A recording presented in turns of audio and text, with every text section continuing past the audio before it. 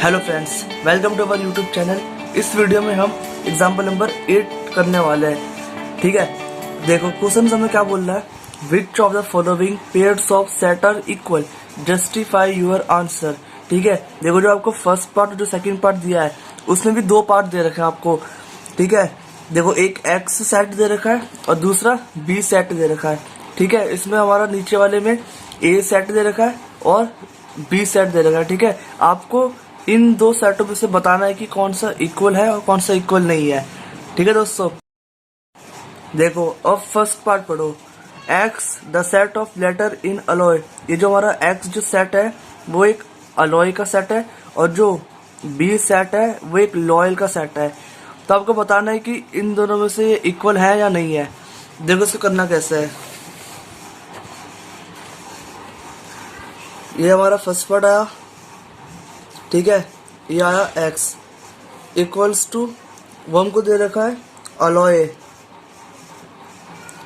ठीक है दोस्तों, अब मैंने आपको एक चीज बताई थी, जब भी आपको कोई वर्ड दे दे तो आपको कैसे पहचानना है, आपको इसका सेट कैसे बनाना है। देखो आप क्या करोगे, ये सेट x ऐसे लिखोगे, ये कर्ली ब्रैकेट, ये a लिखा। ठीक है, देखो अभी l दो बार रिपीट हो रहा है।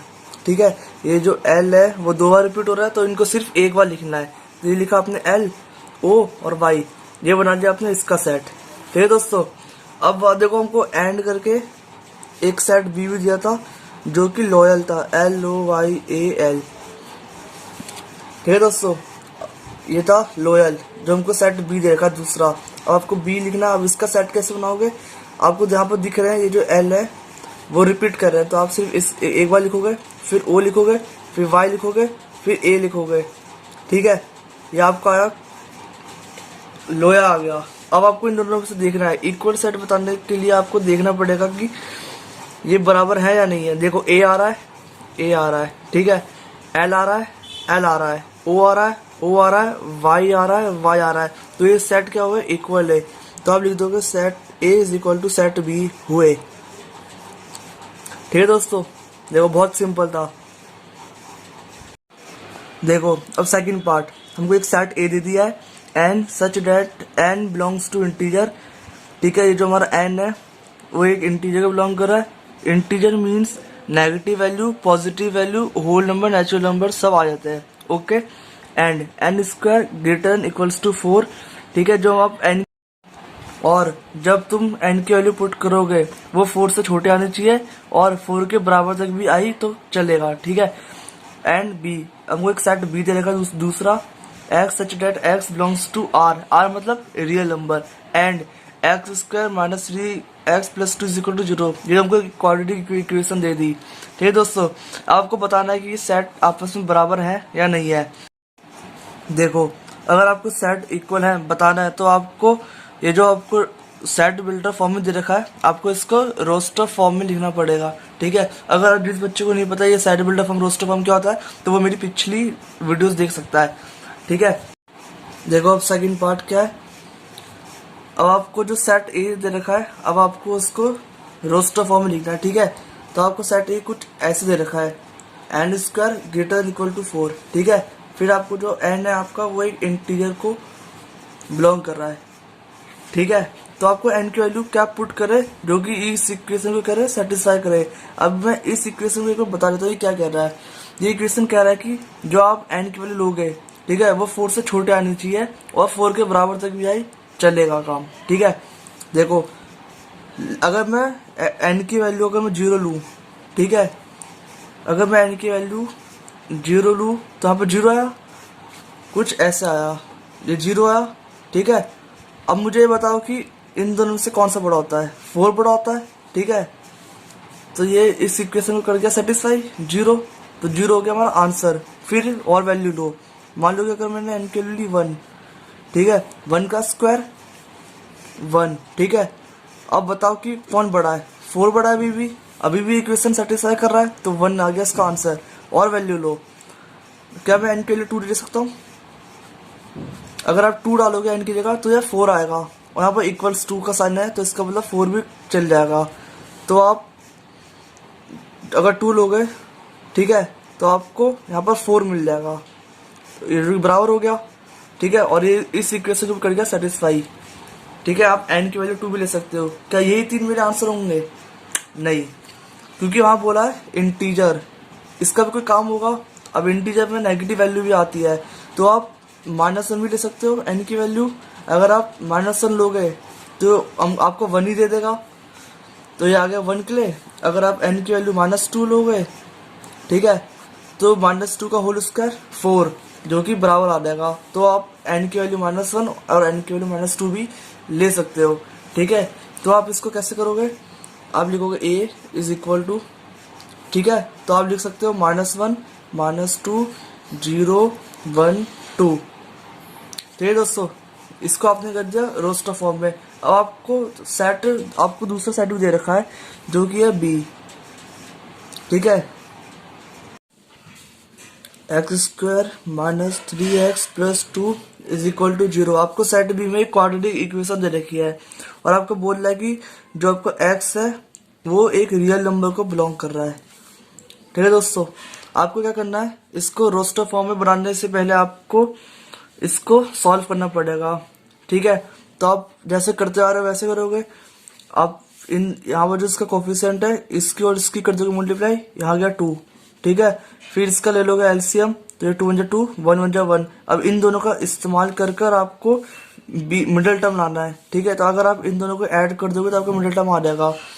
ठीक है, तो आप x² माइनस ये 2x लिखा, फिर -1 की जगह मैं x भी लिख सकता हूँ। ठीक है, अगर आप इन दोनों को ऐड करोगे -2x -3x minus plus 2 + 1 3x minus का 3x आ गया मिडिल टर्म। ठीक है, बहुत बढ़िया, +2 इज इक्वल टू 0। अब आपको इसमें से और इसमें से कॉमन ले लेना है। अब इसमें से कॉमन क्या आ रहा है? x आ रहा है, तो आप यहाँ लिखोगे x -2 और फिर यहाँ -1 कर x -2 इज इक्वल टू 0।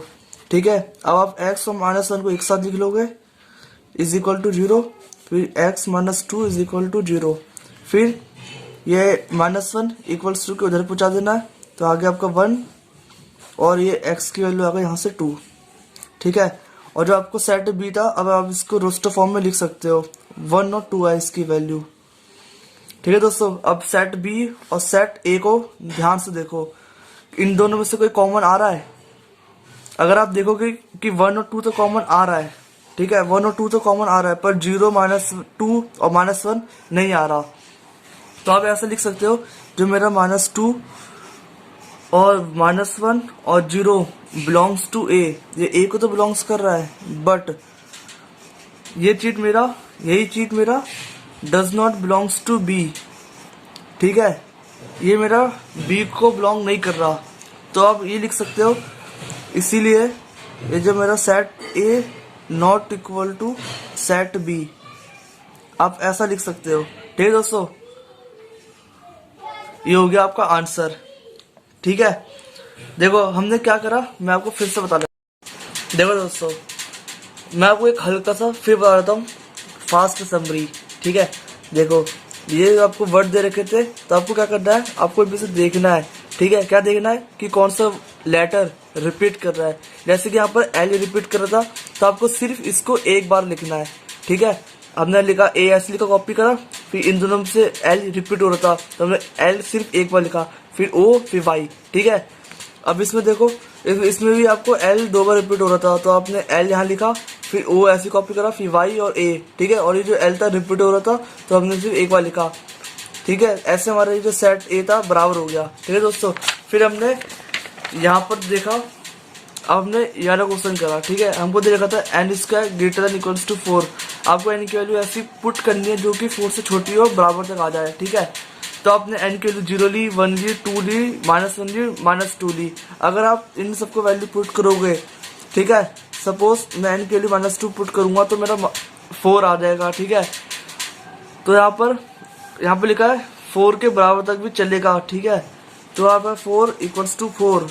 आप यहाँ पर देख सकते हो कि ये इक्वेशन को सेटिस्फाई कर रहा है, और ये जितना भी हमने n की वैल्यू निकाली, ये सब इस इक्वेशन को क्या कर रहा है, सेटिस्फाई कर रहा है। ठीक है, तो आपने ये बना लिया इसको रोस्टर फॉर्म में। फिर आपको दूसरा सेट दे रखा था जिसको आपको बराबर दिखाना था, तो आपने सेट भी देखा, क्वाड्रेटिक फॉर्म देखा, आपने इसको सॉल्व करा। जब आपने सॉल्व किया तो आपकी x के लिए 1 आई और 2 आई, फिर आपके जो b था 1 और 2 आया, ठीक है। ऐसे आपने फिर आपने सेट a और सेट b को ऑब्जर्व करा कि क्या बराबर आ रहा है, तो आपने ये देखा कि -2 -1 तो और 0 सेट ए को बिलोंग कर रहा है, पर ये सेट बी को बिलोंग नहीं कर रहा, जिसके कारण ये मेरा सेट आपस में बराबर नहीं हो सकते, ठीक है। और इसी के साथ ये हमने पूरा कंप्लीट कर लिया है। अगर आपको ये वीडियो पसंद आई है तो लाइक कर देना, और अगर आप अभी तक मेरे चैनल में नहीं जुड़े हो, ठीक है, तो उस लाल बटन को प्रेस कर देना और फिर ऑल नोटिफिकेशन में क्लिक कर देना। ओके, अब हम मिलेंगे अपनी नेक्स्ट वीडियो में, तब तक के लिए बाय।